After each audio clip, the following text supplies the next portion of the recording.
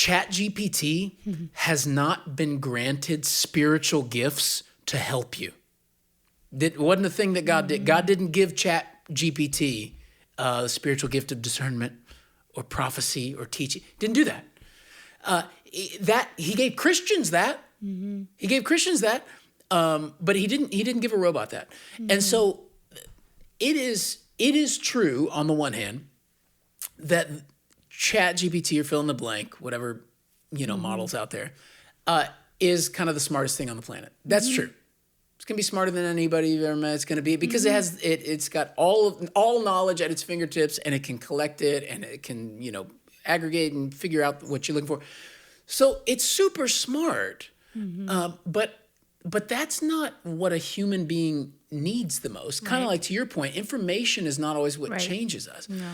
What I need is a person on the other side of me. More than anything, I need a person on the other side of me filled with the Holy Spirit, who God can lead in meaningful ways to help me in my spiritual life and growth. One of the saddest things I'm hearing about as a trend in sort of Christian subculture is this sort of, especially in the younger generation, this going to large language learning models like ChatGPT to be their counselor, to be their pastor, to give them, feedback on life and what do I do about this situation. It's like, I bet that if you do that, it will present you with thoughtful solutions and ways that you hadn't thought about navigate. I'm not saying it wouldn't do anything, but that's not, you have just said, I think the thing that Google came up with or Meta came up with is better than the third person of the Trinity.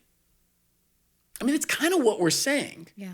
That God's idea for how to help me be a whole human being, which is one of those things, is the local church and people in my life, that thing is pretty good, but now we've got this finally. And it's almost like we're saying, well, God did it that way 2,000 years ago because technology wasn't where it is.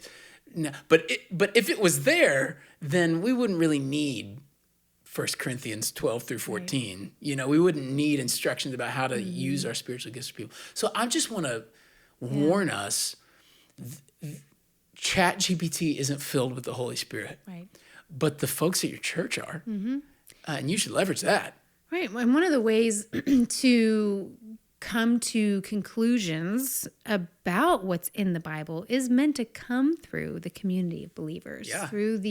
You're never meant to be reading the Bible alone. And reading it with ChatGPT is reading it alone with your own self and information, right? But you're not meant to be reading it in isolation as a believer.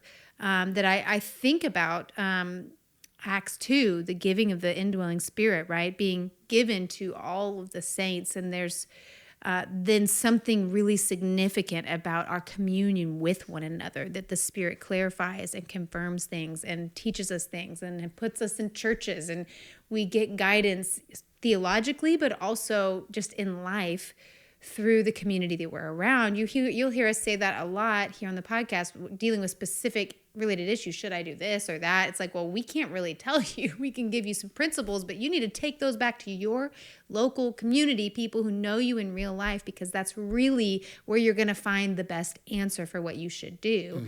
You need that. I need that. I need multiple other voices of Spirit-filled people in my life to give me guidance and insight. And that does not include a robot who can just get you information, even if it's curated information about the scriptures. I need somebody who knows me and knows God. Yeah. And disciple, again, it's kind of getting back to our thought that information is what we need for transformation. And that's a part of it. We do need good, solid truth. That's right. About Jesus. That's right. But we need so much more than that. I love Paul's words to the Corinthians, follow me as I follow Christ. Like there is an implied, you need to watch me do it. You need to come along with me. There is something holistic that we need that we're missing out on when we just assume that it can replace that part of our life. Yeah. So